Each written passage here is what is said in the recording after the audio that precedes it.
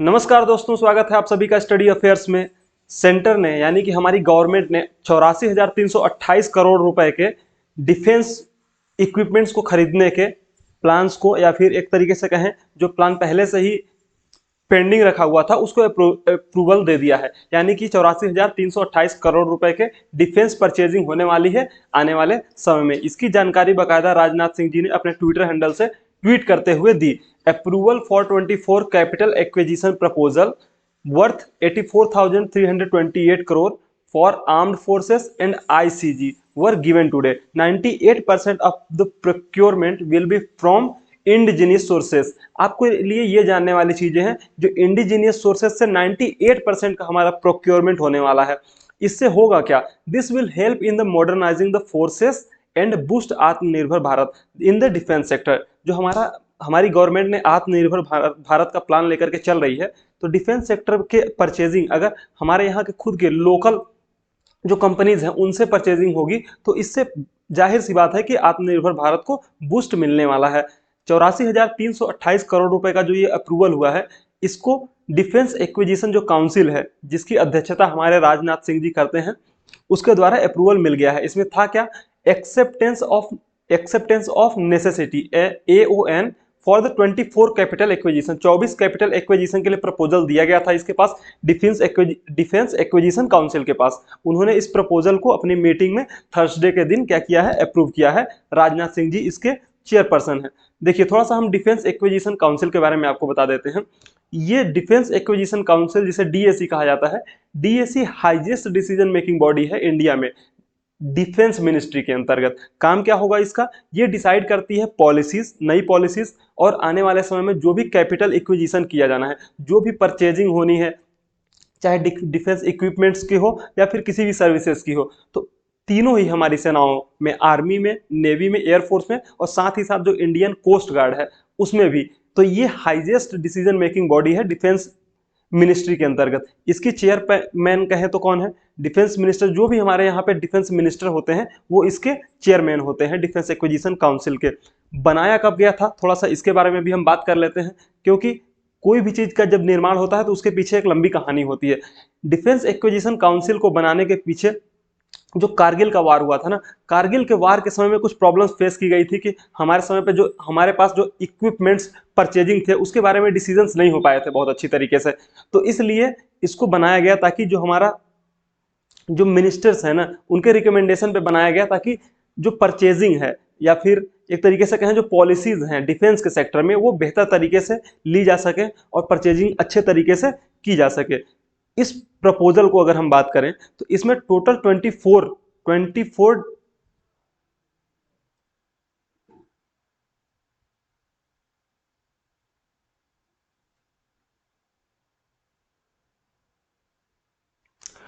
एक capital acquisition proposal दिए गए थे, जिसमें 6 प्रपोजल इंडियन आर्मी के द्वारा दिए गए थे, 6 प्रपोजल इंडियन एयरफोर्स के द्वारा दिए गए थे, 10 इंडियन नेवी के द्वारा दिए गए थे और बाकी के इंडियन कोस्ट गार्ड के द्वारा दिए गए थे।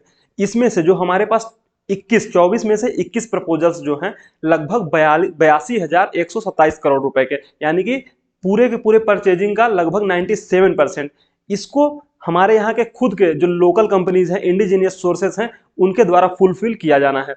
इससे हमारे यहाँ पे जो हमारे DAC है ना, उसका यह कहना है कि इससे हमारे आर्म फोर्सेस को मॉडर्नाइज करने में बहुत ज़्यादा हेल्प मिलने वाली है। साथ ही साथ जो हमारा एक गोल है आत्मनिर्भर भारत को बनाने का, वो डिफेंस सेक्टर में, उसको भी अचीव करने में हमें काफ़ी हेल्प मिलने वाली है। सबसे ज़्यादा इंपॉर्टेंट है कि हमारी जो आर्म फोर्सेस है, चाहे वो इंडियन नेवी हो, एयरफोर्स हो, या फिर इंडियन आर्मी हो, इंडियन कोस्ट गार्ड हो, सभी को मॉडर्नाइज करना बहुत ज़रूरी है। क्योंकि मॉडर्नाइजेशन आने वाला टाइम देखिए, जो भी वॉर होने वाली है उसमें न्यू जो भी नए टेक्नोलॉजीज होंगी, नए डिफेंस इक्विपमेंट्स होंगे, उनका यूज किया जा रहा है। तो इसलिए हमारी आर्मी या फिर हमारी फोर्सेस का मॉडर्नाइजेशन बहुत ही ज़्यादा जरूरी है।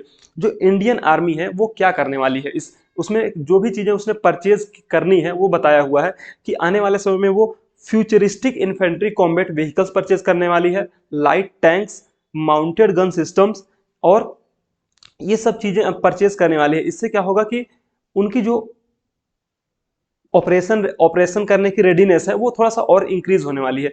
इसके साथ ही साथ हमारे सोल्जर्स के लिए उनके प्रोटेक्शंस को इंक्रीज करने के लिए जो बैलिस्टिक हेलमेट है वो बैलिस्टिक हेलमेट भी परचेज करने की बात की गई है। अब देखिए जो बैलिस्टिक हेलमेट होता है ना वो मतलब एक तरीके से बुलेट प्रूफ होता है, इस हेलमेट की तरह नहीं होता है कि मतलब गिरने के बाद टूट जाए, ये काफी महंगा भी होता है। हमारी जो इंडियन नेवी है, इंडियन नेवी अपने लिए नेवल एंटीशिप मिसाइल्स परचेज करने वाली है, मल्टीपर्पज वेसल्स लेने वाली है और हाई इंडोरेंस वाले ऑटोनोमस व्हीकल्स लेने वाली है।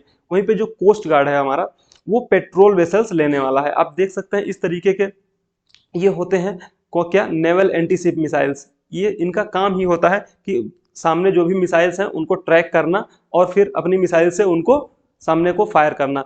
हमारा जो तट रक्षक है कोस्ट गार्ड है वो इस तरीके के वेसल्स के थ्रू, इस तरीके के छोटे शिप्स के थ्रू पूरी ट्रैकिंग करता रहता है अपने जो भी इनके कोस्ट होते हैं, वो कोस्ट गार्ड्स होते हैं इन पे बैठे होते हैं और वो पूरे एरिया पे नजर बनाए होते हैं कि कहाँ कुछ चल रहा है। साथ ही साथ जो हमारा एयरफोर्स है ना वो एयरफोर्स जो पैसे उसको मिलने वाले या फिर जो उसने प्रपोजल दिया है उसमें उसने बताया है कि long range guided bombs, range augmentation kits for the conventional bombs and cutting edge surveillance system, ये सब चीजें खरीदने की इसमें बात की गई है। तो सेंटर ने इस पूरे प्रोग्राम को अप्रूव कर दिया है जल्दी से जल्दी, ये बहुत ही अच्छी बात है क्योंकि हमारा जो LAC पे विवाद चल रहा है चाइना के साथ उसको ध्यान में रखते हुए हमारी जो फोर्सेस हैं चाहे वो इंडियन आर्मी हो, नेवी हो या फिर एयरफोर्स हो, उनको मॉडर्नाइज करना बहुत ही ज़्यादा जरूरी है, नए इक्विपमेंट्स को परचेज करना बहुत ही ज़्यादा जरूरी है। तो ये बहुत ही अच्छी खबर है कि हमारे जो भी डिफेंस सेक्टर है उसके इक्विपमेंट्स के परचेज को मंजूरी मिल गई है। Thank you so much.